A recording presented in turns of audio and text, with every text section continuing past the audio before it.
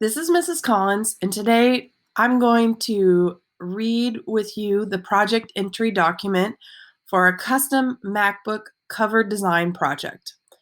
Our learning goal is for you to be able to show that you know how to use photographic and digital file types, that you know how to organize and manage images by creating your very own MacBook cover design. So, in a nutshell, what that means is you're going to show me you know how to manipulate multiple types of files in creating something new and stay organized along the way. Our knowledge and thinking standard for this project is that you understand and utilize all different file types and a file management system on your own computer. So, what I'm going to ask you to turn in for this project are any need to know questions you have. There's a place you can submit them in Echo. You will turn in your final MacBook cover art. I'm going to ask you to turn it in as a high resolution JPEG or a PDF. Do not turn in a screenshot and do not turn in your Photoshop file. The reason I say do not turn in a Photoshop file is the file will be too large for Echo to handle, and the screenshot will be low resolution. So a JPEG or a PDF will be perfect. I'm going to remind you that it's important that you save your final layered Photoshop file on your own Google Drive, because there might be a chance that you'll need to make some changes before you print it, or after we print it, you might want to make some adjustments to your file. Then finally, you'll submit your reflection questions for the project to document what you learned along the way. I do have some design guidelines for you for this project. Your design needs to include one of the following: your first name, your last name, or the nickname you go by at school, or your initials. I think I'm going to use my initials because I feel like Mrs. Collins seems way too formal for my MacBook cover design, but it's up to you. Please don't use a nickname that you do not go by with at school. Like, for example, if your name is Alexander and you go by Alex at school, please just use Alex. You get to pick the font style, the color, the location, the layout. You can even learn how to install new fonts in Photoshop on your computer. But I'm asking that your name or initials needs to be at least 2 inches tall so we can see it on your MacBook.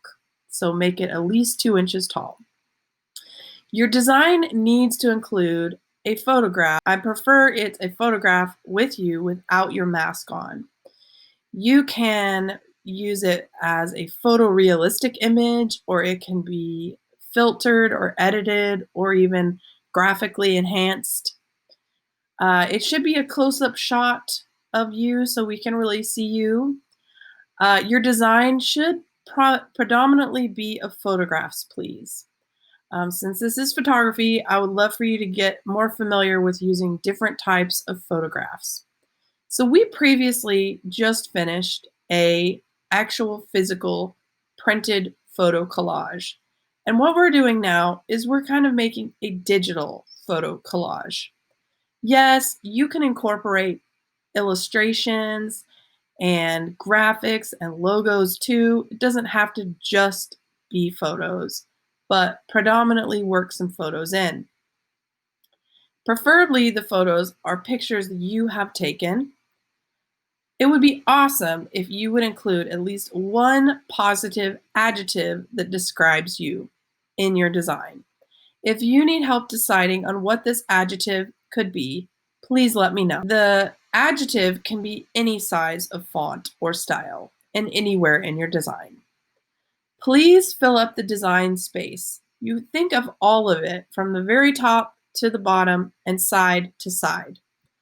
You can use logos and images off of Google as long as they are royalty-free or as long as you modify them. I need you to follow all school rules for any art that we create at school. What this means is we cannot use any logos that promote violence, sex, nudity, drugs, alcohol, or hate.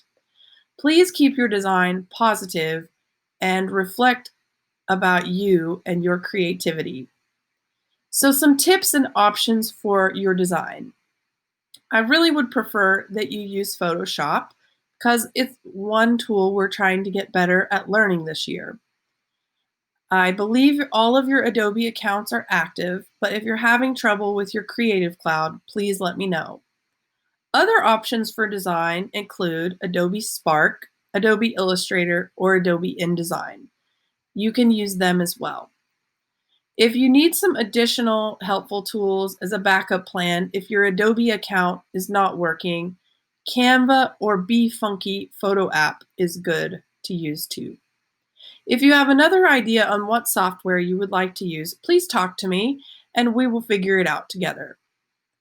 So, say you're fairly new to photography and you don't have a lot of photos to pick from for this particular project. I have a couple suggestions on some cool places you can find royalty-free and copyright-free images that you can use in your design. Check out the entry document for the links. So, where in the world to start with this project? The first is reading and research. Check out the Echo Project folder and all the learning resources in there. The next step is to use this. Ba-dum! I have been keeping this on my desk for a while because I can't wait to start my design. But step one is to measure your MacBook cover so that this way we know the actual size of it and you can set up your document from scratch, the right size of your MacBook. At our school, we now have about 4 different styles of MacBooks, and the screens are different sizes. So this is a really important step that you take the time to measure your MacBook and we create your file the size of your MacBook screen. It's also important that you set up your file as a high resolution 300 dpi image. This way, it's high resolution and looks great when we print it in the end.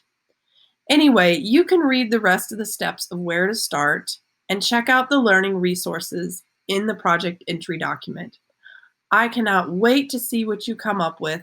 We have lots to learn along the way. I'm here to help you, and thanks for watching.